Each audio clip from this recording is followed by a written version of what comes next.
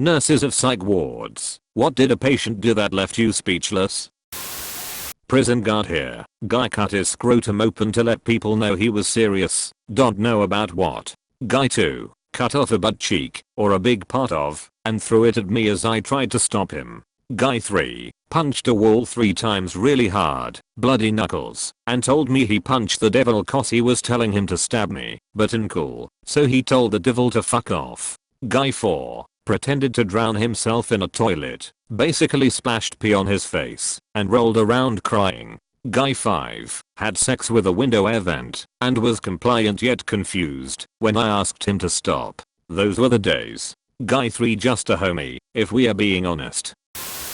We had a psych patient on our floor that wasn't really crazy, just really confused and unpleasant in general. One night I was mixing his drink with some thickener, and per usual he started yelling about me poisoning him. I explained what it was, and that we are all here to help him, not hurt him, and he responds with, "I'm just going to die." His vitals were fine, he was alert, no red flags, and like I said, he was always pretty unpleasant, so I didn't think much of it. Sure as shit, he coded an hour later, and we never got him back. Edit. Coded is slang for code blue, which is what they call over intercom/pages when someone stopped breathing or their heart has stopped. My man said peace out and fucking faded. The commitment of the lad.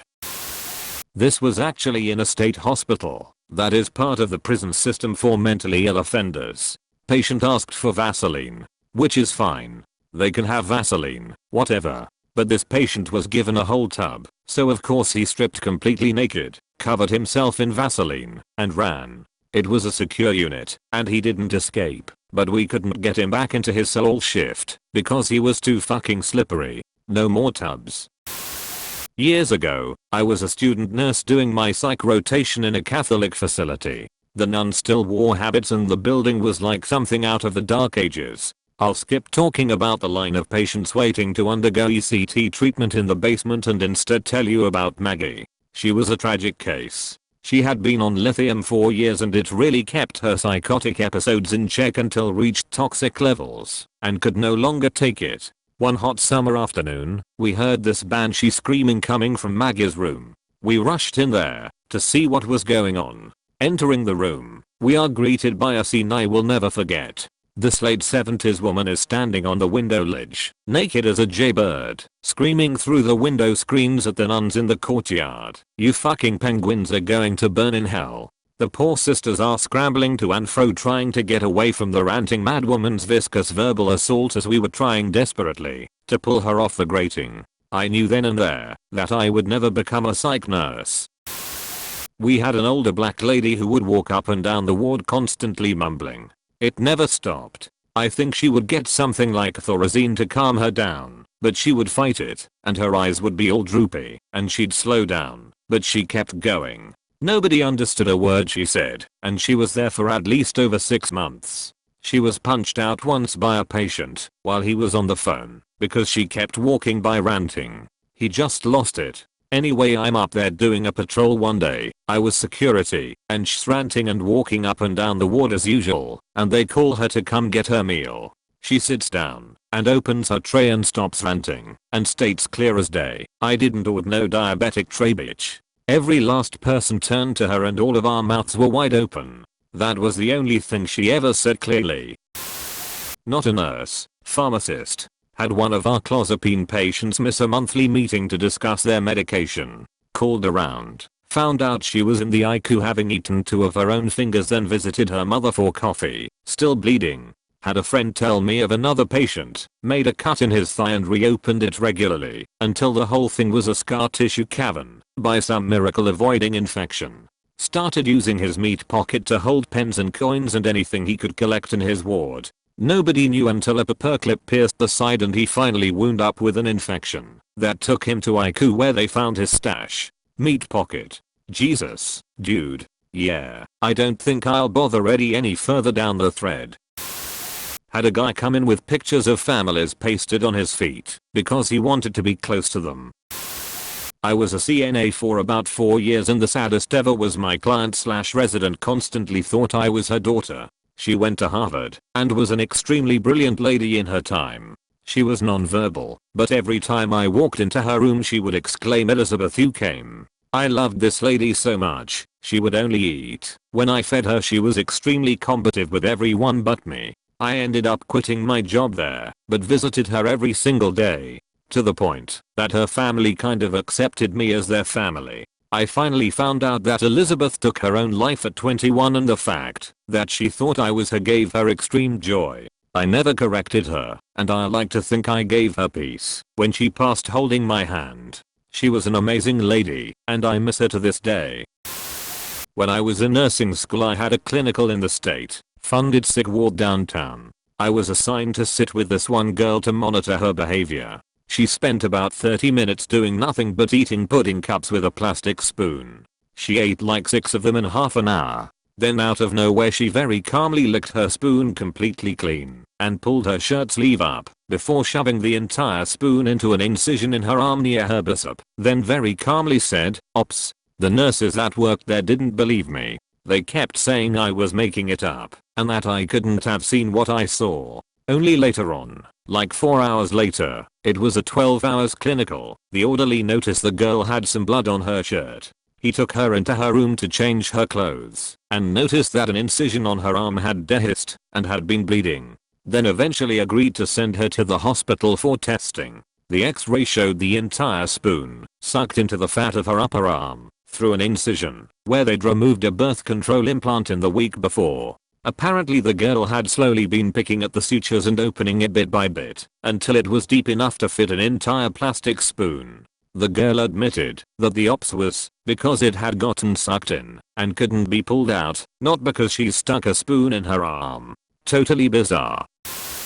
This might not fit perfect, but I love this story. How about in an inpatient addiction clinic? The first one that comes to mind was something I witnessed between a patient and another floor tech. We had a man who was in serious detox. Drug if choice was meth. He was throwing a huge tantrum, not uncommon in DTs. People will do just about anything to get a fix. We weren't a locked facility, so it wasn't like he was stuck there. He genuinely wanted help. That's why he stuck around, and we were there to listen and help him through the shakes, hallucinations, and other symptoms. He was slamming his fists on the desk at this point, and he had started just yelling, "I just want some fucking ice." Slang for crystal meth. Well, the tech with me was inexperienced, although much older than me, and while I talked to him and tried to calm him down, she went back to our staff kitchen and got him a glass of ice. Like frozen water. She brought it out to him and put it in his hand like, problem solved, and the guys just froze with confusion, staring at it. The patient and I both realized at the same time she thought he wanted ice, and we just started at each other and started laughing. He was in for a rough couple of days, but I've never seen someone jump from near psychotic episode to giggling so fast. I honestly would have done the same thing as the nurse. Had a catatonic guy who could play the piano like a pro, classic, jazz, ragtime, but otherwise just sat in his chair and stared. I played a show once with a trumpet player who was also a home administrator for a facility that specialized in memory care. He told me about one of their patients who had been a professional musician in his earlier days. He was always playing the piano, but he only remembered one song, Darktown Strutter's Ball. The staff had tried everything to keep him from constantly playing the same song endlessly, but couldn't come up with an effective way to keep him from playing the song. He would bust the piano open. If they locked it, he would find it. If they hid it. Eventually, the administrator happened to be on that floor when the pianist was looking for his instrument and saw the behavior and the agitation it caused when he couldn't find it, and he said, "What are you doing? It's break time. Don't play through your break. Go over to the bar and get a drink." That satisfied the pianist and helped him to understand that he didn't need to play the piano at that moment. Ed nurse here, but our Ed has a specific section for psych emergency, so this counts. The bathroom in this hall is right next to the guard's monitor. They share a wall. The bathroom also has one of those pass-through cabinets you use to give a urine sample at the doctor's office. Like this. Anyway, one day we were dealing with a patient we knew well. Unfortunately, he had multiple complex psych issues which led to him being with us quite a lot. He was mostly reasonable, but when he got angry, he'd be a handful. Well, one day, one of our docs went in to speak with this patient and somehow made him really angry and then walked out of the room. The encounter was over as far as the doc was concerned. This led security to have to address this guy's behavior because he became aggressive and began throwing things / shouting, etc. He and the security guard get into it and aren't best of friends, to put it mildly. A few minutes later, he has to go to the bathroom. He walks in and is seemingly behaving himself when he yells, "Surprise bitch," and throws his poop through this pass-through window straight at the guard. I obviously didn't show any reaction at the time, but I laughed until I cried after I'd walked out. Not a nurse, but have had several stays on psychiatric wards for bipolar.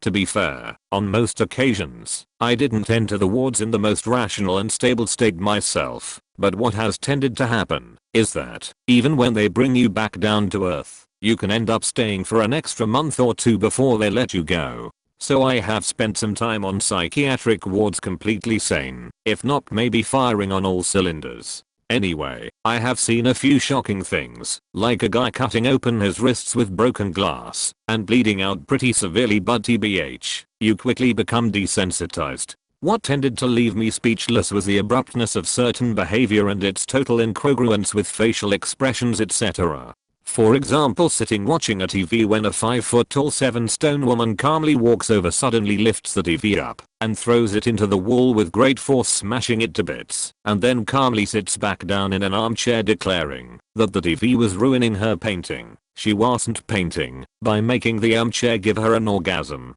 She never even raised her voice. She then immediately asked me, as if it was somehow related, if I liked Lisa Stansfield.